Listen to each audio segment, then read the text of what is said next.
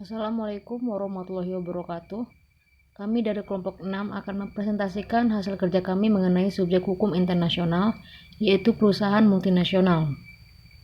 Adapun nama kelompok di sini saya sendiri, Firanti Pancanisa, NPM B1021370, M Arif Ramadan B1A021388, Dwi Rastika B1A021380, Nabila Ramanda B1A021360, Muhammad Rafsanjani B1A021368, Muhammad Rizky Ardiansah B1A021378, Repaldi Putrazaki B1A021390.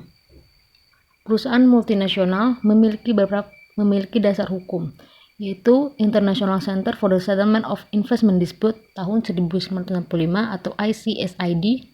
Lalu yang kedua ada The International Covenant on Economic, Social, and Cultural Rights yang telah disahkan di Indonesia melalui Undang-Undang Nomor 11 Tahun 2005 tentang pengesahan Kovenant Internasional tentang hak-hak ekonomi, sosial, dan budaya. Adapun pengertian perusahaan multinasional menurut para ahli, yang pertama, menurut David L. Lilienthal, perusahaan multinasional adalah perusahaan yang induknya berada di suatu negara, tetapi pengoperasiannya dan menjalankan perusahaan tersebut di bawah hukum dan kebiasaan dari negara yang berbeda. Yang kedua, ada John Hadening, perusahaan multinasional adalah perusahaan yang melibatkan penanaman modal asing dan memiliki aktivitas nilai tambah di lebih dari satu negara. Yang ketiga, ada Cleves Kimitov, perusahaan multinasional adalah kombinasi dari perbedaan negara yang terhubung oleh saham, manajerial kontrol dan kontrak, dan bagian unik ekonomi. Lalu yang keempat ada A. Lazarus, perusahaan multinasional adalah organisasi bisnis yang aktivitasnya berlokasi di lebih dari dua negara dan bentuk organisasinya mengarah pada penanaman modal asing. Lalu ada menurut Major Research Project dalam US MNCs at Harvard tahun 1960 mendefinisikan bahwa perusahaan multinasional merupakan perusahaan yang memiliki fasilitas produksi yang berada di beberapa negara. Lalu menurut Group of Eminent Persons menyampaikan bahwa perusahaan multinasional adalah perusahaan yang memiliki kegiatan produksi atau fasilitas pelayanan di luar negeri dari tempat mereka berada. Dari beberapa pendapat di atas, dapat diketahui bahwa perusahaan multinasional adalah perusahaan yang aktivitasnya mencakup lebih dari satu perusahaan dan salah satu perusahaan tersebut berada di negara berbeda. Dalam aktivitas perusahaan multinasional ini mengarah pada penanaman modal asing. Istilah perusahaan multinasional dibagi menjadi tiga. Yang pertama yaitu MNC atau Multinational Corporation. Yang kedua yaitu M&A atau Multinational Enterprise. Dan yang ketiga adalah TNC, yaitu Transnational Corporation.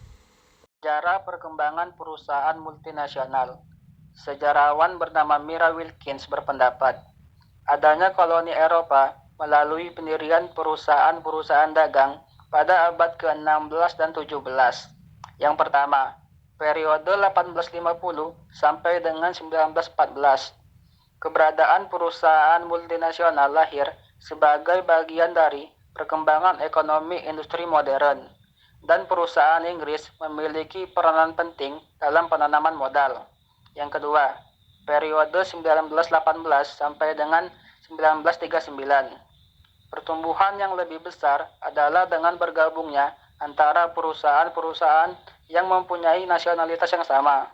Yang ketiga, periode 1945 sampai dengan 1990. Dua fase, yaitu yang pertama ditandai dengan pertumbuhan cepat perusahaan multinasional Amerika, dan fase kedua adanya penolakan secara halus dominasi Amerika oleh pesaingnya.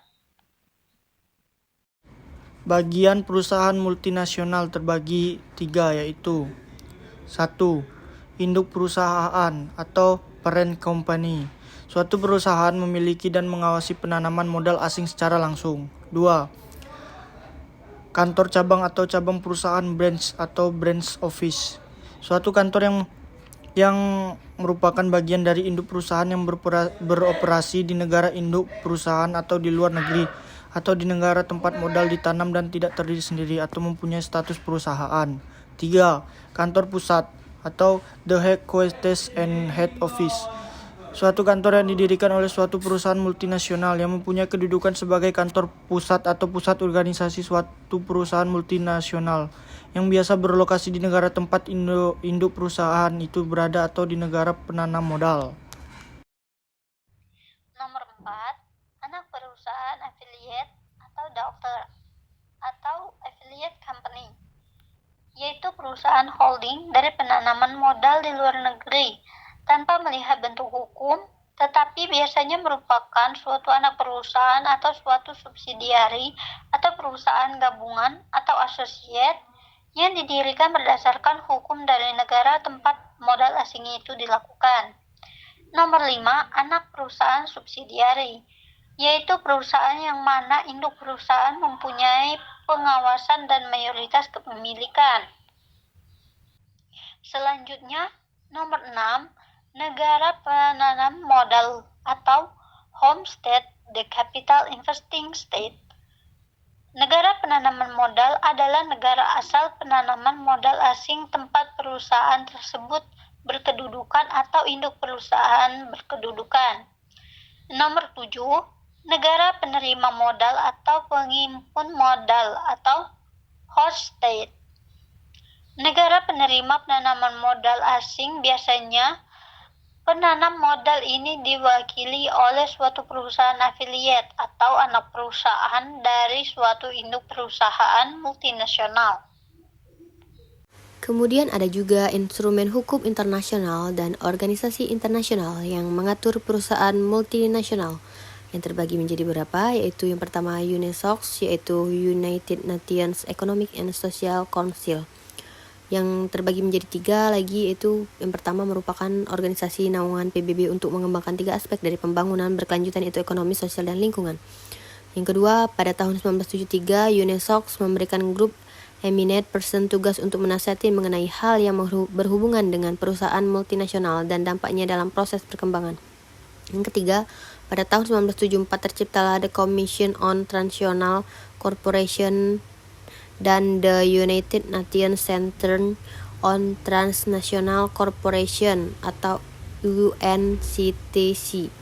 Yang kemudian ada juga UNCTC, itu kepanjangannya United Nations Conference on the Trade and the Development.